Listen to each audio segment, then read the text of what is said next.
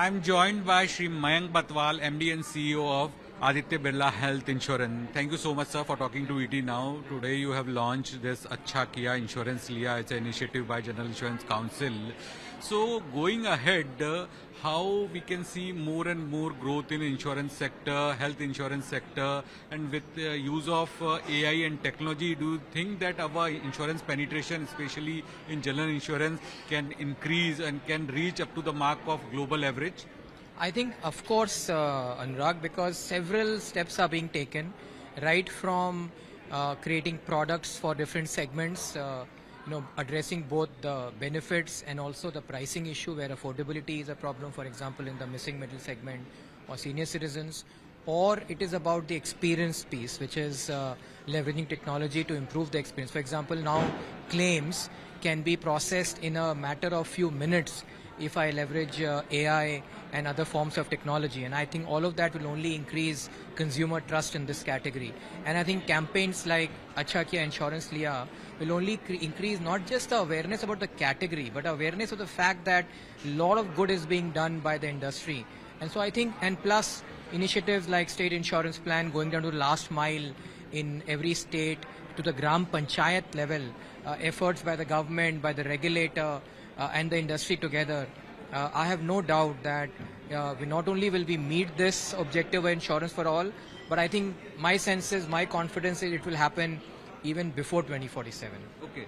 And sir, when we talk to senior citizens, they have some grievances, they have some complaints about the rise in insurance premium. So how senior citizens can be more satisfied and they can proudly say, Achha Kiya Insurance Liya? That's a very good and important question, Anurag, because our seniors need insurance at the price that is affordable to them, and I think we have to address it in two ways.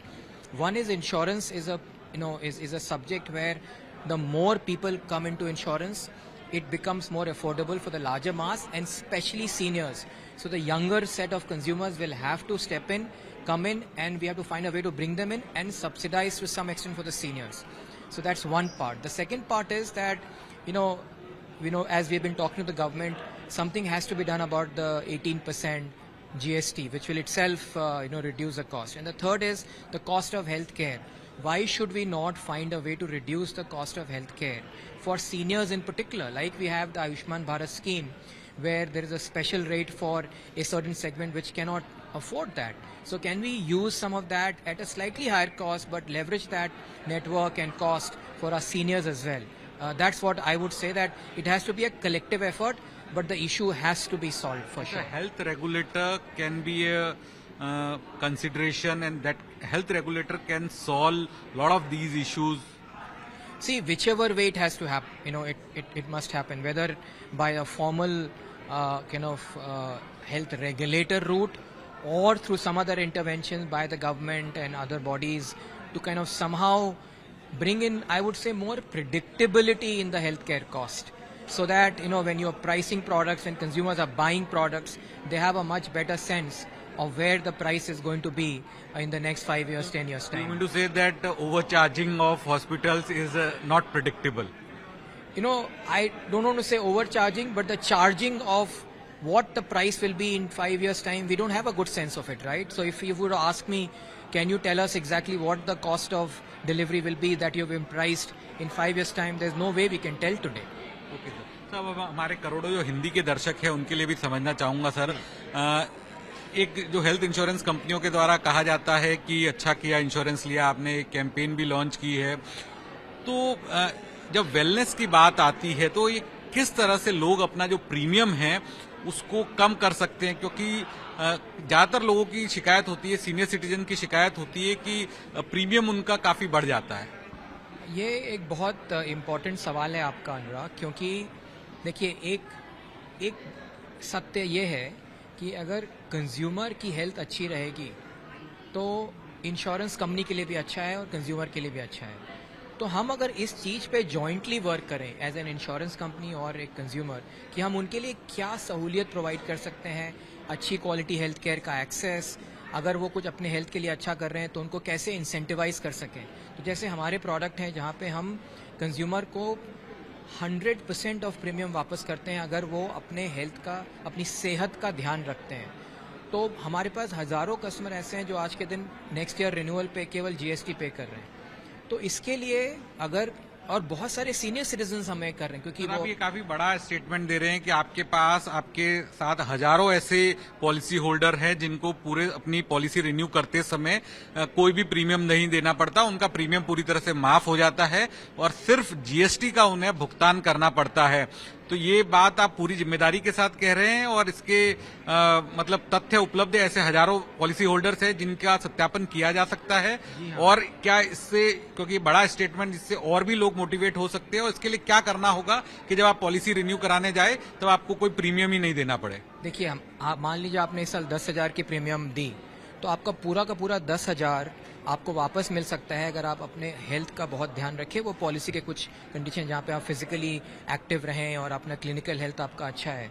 तो इस तरह बहुत बहुत सारे customers, हज़ारों customers हमारे जो हैं, वो आज के दिन पूरा, जैसे 10,000 जैसे मैंने बताया, पूरा 10,000 उनको वापस मिल जाता है। हम उनको हेल्थ रिटर्न बोलते हैं, हेल्थ फंड में तो पैसा। दो चार चीज बता पाएंगे क्या क्या चीज उन्हें करनी होती है? तो एक हमारे कॉस्ट पे वो अपना हेल्थ असेसमेंट का हेल्थ चेकअप करवाते हैं। उनकी अगर हेल्थ अच्छी है, पॉलिसी करने के बाद भी करा सकते हैं, पहले जरूरी नहीं है करना। और उनकी अगर हेल्थ अच्छी है तो उनको हम एक हेल्थ स्कोर होता है, वो मान लीजिए ग्रीन है वो, और अगर वो फिजिकली एक्टिव है, मतलब 10,000 स्टेप्स रोज वॉक कर रहे हैं या फिर अपने जिम में 300 कैलोरी बर्न कर रहे हैं, इसके कई सारे कॉम्बिनेशंस हैं। तो अगर साल में 325 दिन अगर वो एक्टिव हैं इस तरह से और उनका ग्रीन हेल्थ स्कोर है, तो उनका जिन्होंने जितना प्रीमियम दिया था वो पूरा वापस मिल सकता है उन्हें। बिल्कुल। और सर, आखिर में मैं समझना चाहूंगा, जीएसटी की बात होती है तो आपके मुताबिक जीएसटी कितना बड़ा एक हर्डल है? 18% जीएसटी, जिससे हेल्थ इंश्योरेंस लोग ज़्यादा से ज़्यादा नहीं ले पाते हैं और इसे कम करने की जरूरत है। देखिए, 18% एक कोई छोटा कॉस्ट नहीं होता है। मैं ये नहीं बोलूँगा कि केवल वही हर्डल है, हमें बाकी तरह से भी अपने को कोशिश करनी की कॉस्ट कम कर सकें, लेकिन 18% खास करके जहाँ पे अफोर्डेबिलिटी इशू है, सीनियर्स हैं, मिसिंग मिडिल है, वहाँ पे डेफिनेटली 18% एक अमाउंट को अगर हम कम कर सकें तो उनके लिए बहुत फ़र्क पड़ेगा। सर, आखिर में जिस तरह से मेडिकल इन्फ्लेशन बढ़ रहा है, प्रीमियम पे बढ़ाने पे भी कंपनियों को ऊपर जोर होता है, तो आपसे समझना चाहूंगा कैसे इस समस्या को हल किया जा सकता है? क्या एक हॉस्पिटल रेगुलेटर है वो इस समस्या को पूरी तरह से सॉल्व कर सकता है, जिससे इंश्योरेंस कंपनियों का भी फायदा हो, सरकार का भी फायदा हो और पॉलिसी होल्डर का भी फायदा हो?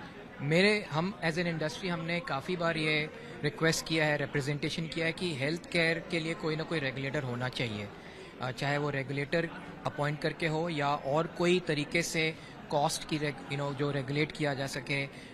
जैसे आईसीएमआर ने हेल्थ प्रोटोकॉल्स बनाए हैं कि कौन से ट्रीटमेंट कैसे प्रोटोकॉल फॉलो होने चाहिए, वो भी हो सकते हैं। कॉस्ट की भी एक प्रेडिक्टेबिलिटी होनी चाहिए। तो वो चाहे रेगुलेटर के थ्रू हो या कोई बाकी फॉर्म में हो, लॉ के थ्रू हो, जैसे भी हो, लेकिन वो बहुत ज़रूरी है अगर हमको लॉन्ग टर्म में अपनी कॉस्ट को एक लेवल पे मेंटेन करना है, ताकि प्रीमियम भी हमारी एक प्रिडिक्टेबल रेंज में रहे। हमसे बात करने के लिए बहुत बहुत शुक्रिया। Thank you so much. If you like this video, then like, share and subscribe to ET Now.